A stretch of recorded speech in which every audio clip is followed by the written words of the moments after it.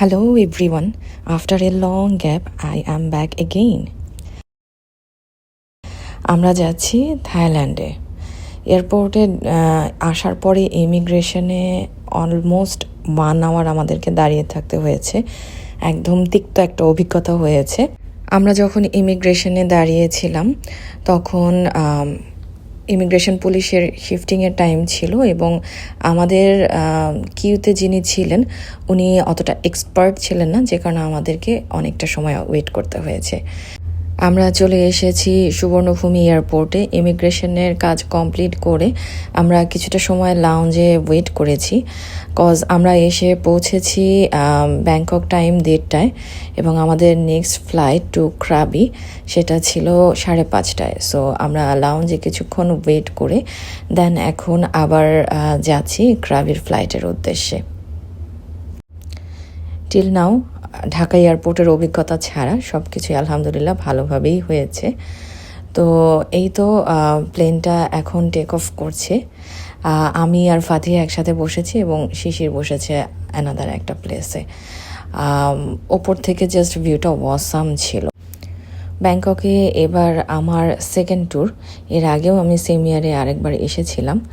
তো ক্রাবিতে আসা হয়নি, ফুকেট গিয়েছিলাম। এবার ভাবলাম যে ক্রাবিতে যাই। তো ক্রাবি এয়ারপোর্টে নামলাম আমরা। তো ওদের একটা খুব ভালো একটা জিনিস যেটা আমি পেলাম, যে এয়ারপোর্টে নামার পরে আমার এখানে তো ইমিগ্রেশনের আর কিছু নেই বা কোনো পাসপোর্ট চেকিংয়ের কিছু নেই, যেহেতু ডোমেস্টিক ফ্লাইট। তো এয়ারপোর্টে নামার পরেই আমাদের বেল্ট পর্যন্ত যেতে যতটা সময় লেগেছে অলরেডি লাগেজ বেল্টে চলে এসেছে এবং আমাদের একদমই সময় লাগেনি। খুব ইজিলি আমরা সব কিছু নিয়ে এয়ারপোর্ট থেকে বের হতে পেরেছি। তো আমি ফুকেট এয়ারপোর্টে এর আগে শেয়ার ট্যাক্সি পেয়েছিলাম। ক্রাবিতে এসেও আমরা লাগেজটা নিয়ে বাইরে বের হয়ে গিয়েছিলাম শুরুতেই, যেখানে শেয়ার ট্যাক্সির কোনো অপশন আছে কি না। তো বাইরে কয়েকটা ট্যাক্সির অপশন আছে, বাট যেগুলো হিউজ প্রাইস যাচ্ছিল। তো পরবর্তীতে আমি আবার এয়ারপোর্টের ভেতরে ঢুকে ওদের যে ট্যাক্সি সার্ভিস আছে ওখান থেকে 600 বাথে আমি একটা ট্যাক্সি নেই এবং ট্যাক্সিগুলো হচ্ছে আমাদের বাংলাদেশের যে প্রাডো গাড়িগুলো আছে সেগুলো ওদের ওখানে ট্যাক্সি হিসেবে ওরা সার্ভিস দেয়। তো এয়ারপোর্ট থেকে আমার হোটেল পর্যন্ত যেতে অলমোস্ট 45 মিনিটসের মতো সময় লেগেছিল। রাতে আর কোনো ভিডিও এসে করা হয়নি, যেহেতু ডে লং একটা জার্নি ছিল, অনেক টায়ার্ড হয়ে গিয়েছিলাম। আমি ক্রাবিতে এসে উঠেছি আওনাং ভিভাতে। এটা মর্নিংয়ের ভিউ। সকাল থেকেই বৃষ্টি হচ্ছে। তো যারা এখান থেকে 4 আইল্যান্ড ট্যুর 2 আইল্যান্ড ট্যুরে যাবে গাড়িগুলো চলে আসে পিক করার জন্য মর্নিংয়েই।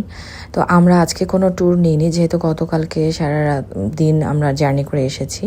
তো আজকে হোটেলেই থাকবো বা আশেপাশে একটু ঘুরবো। আর যেরকম ওয়েদার, এই ওয়েদারে আসলে বাইরে যাওয়ার কোনো অপশন নেই।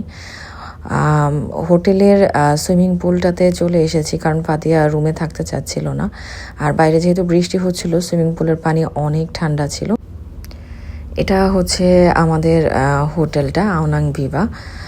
হোটেলটা বেশ সাজানো গোছানো, ভালোই লেগেছে আমার। আর ওদের রাস্তার অপোজিটেও আর অ্যানাদার আরেকটা বিল্ডিং আছে। গতকালকে রাতে আমরা ওই রুম বিল্ডিংটাতেই স্টে করেছি। আজকে ওরা আবার আমাদের রুমটা শিফট করে এনে দিয়েছে।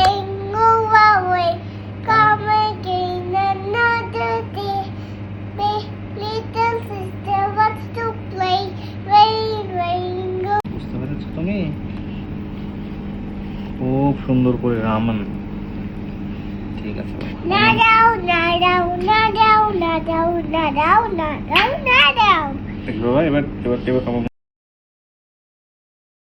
ক্রাবি এসে অ্যাকচুয়ালি রুম থেকেই বের হতে পারছি না।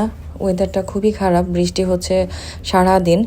তো তারপরেও এদিক সেদিক যাওয়ার ভিডিও বা আওনাং মার্কেটে যাওয়ার ভিডিও এগুলো নিয়ে চলে আসবো নেক্সট ভিডিওতে। Till then stay tuned. দেখা হচ্ছে নেক্সট ভিডিওতে। সবাই ভালো থাকবেন। আসসালামু আলাইকুম।